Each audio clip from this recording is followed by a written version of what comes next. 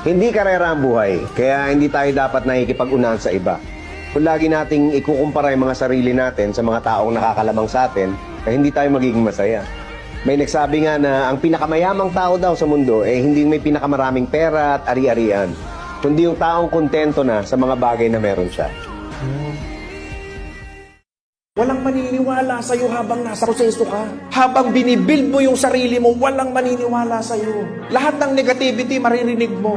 Lahat ng rejection, maririnig mo. Lahat ng pangkukutya, maririnig mo. Lahat ng nakakainis na salita, maririnig mo. Pero huwag kang magsasalita dahil yung resulta ang magsasalita para sa'yo.